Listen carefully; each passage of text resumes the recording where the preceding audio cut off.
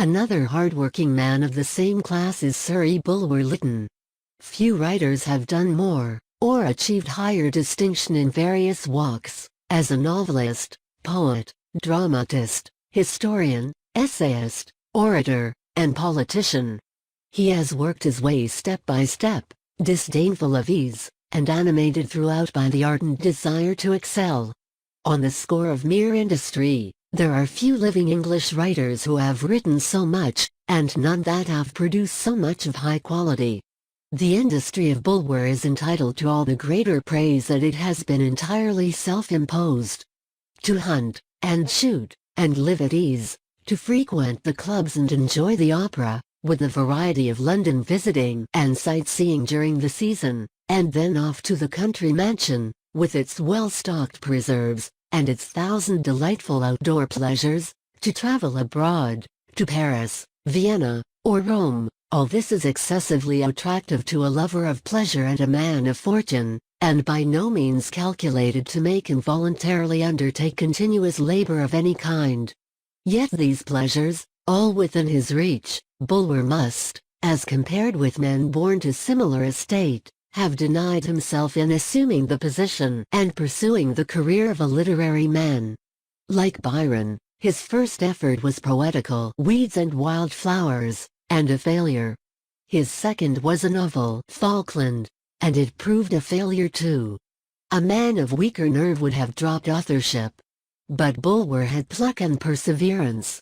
And he worked on, determined to succeed. He was incessantly industrious, read extensively, and from failure went courageously onwards to success. Pelham followed Falkland within a year, and the remainder of Bulwer's literary life, now extending over a period of 30 years, has been a succession of triumphs. Mr. Disraeli affords a similar instance of the power of industry and application in working out an eminent public career. His first achievements were, like Bulwer's, in literature, and he reached success only through a succession of failures. His wondrous tale of O'Roy and revolutionary epic were laughed at, and regarded as indications of literary lunacy. But he worked on in other directions, and his Coningsby, Sibyl, and Tancred proved the sterling stuff of which he was made. As an orator too, his first appearance in the House of Commons was a failure. It was spoken of as more screaming than an Adelphi farce. Though composed in a grand and ambitious strain, every sentence was hailed with loud laughter. Hamlet, played as a comedy, were nothing to it. But he concluded with a sentence which embodied a prophecy. Writhing under the laughter with which his studied eloquence had been received, he exclaimed, "I have begun several times many things, and have succeeded in them at last.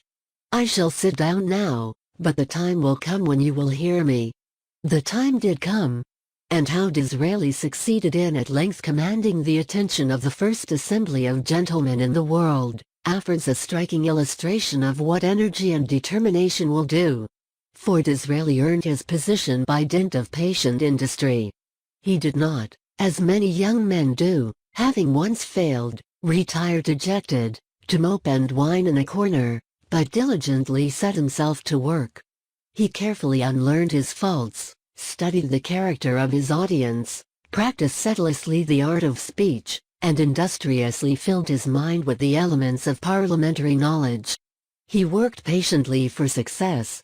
And it came, but slowly. Then the House laughed with him, instead of at him.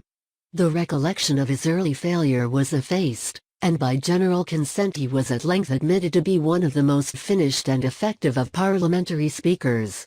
Although much may be accomplished by means of individual industry and energy, as these and other instances set forth in the following pages serve to illustrate, it must at the same time be acknowledged that the help which we derive from others in the journey of life is of very great importance.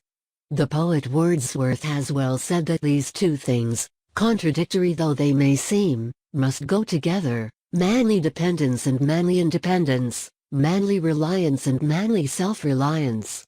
From infancy to old age, all are more or less indebted to others for nurture and culture. And the best and strongest are usually found the readiest to acknowledge such help. Take, for example, The career of the late Alexis de Tocqueville, a man doubly well-born, for his father was a distinguished peer of France, and his mother a granddaughter of Malesherbes.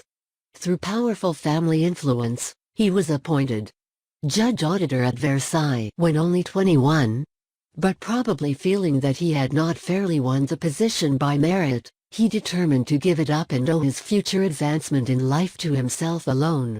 A foolish resolution, some will say. But de Tocqueville bravely acted it out. He resigned his appointment, and made arrangements to leave France for the purpose of traveling through the United States, the results of which were published in his great book on democracy in America. His friend and traveling companion, Gustave de Beaumont, has described his indefatigable industry during this journey. His nature, he says, was wholly averse to idleness, and whether he was traveling or resting, his mind was always at work. With Alexis, the most agreeable conversation was that which was the most useful. The worst day was the lost day, or the day ill spent. The least loss of time annoyed him. Tocqueville himself wrote to a friend, "There is no time of life at which one can wholly cease from action, for effort without oneself, and still more effort within, is equally necessary, if not more so, when we grow old, as it is in youth." I compare man in this world to a traveler journeying without ceasing towards a colder and colder region. The higher he goes, the faster he ought to walk. The great malady of the soul is cold. And in resisting this formidable evil, one needs not only to be sustained by the action of a mind employed, but also by contact with one's fellows in the business of life. Notwithstanding de Tocqueville's decided views as to the necessity of exercising individual energy and self-dependence, no one could be more ready than he was to recognize the value of that help and support for which all men are indebted to others in a greater or less degree.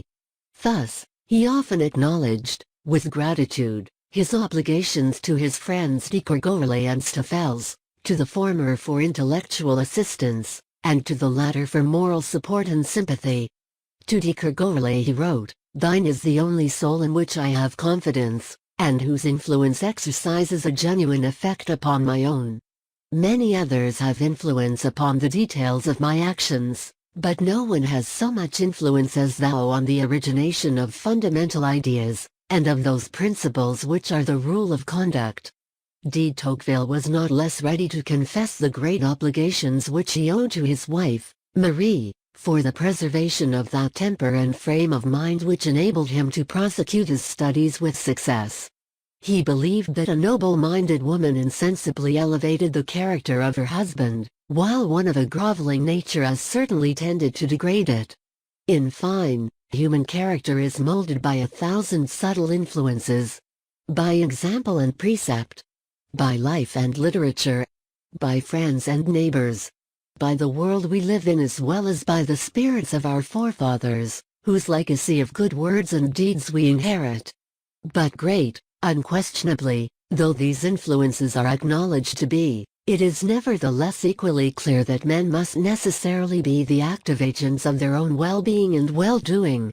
And that, however much the wise and the good may owe to others, they themselves must in the very nature of things be their own best helpers.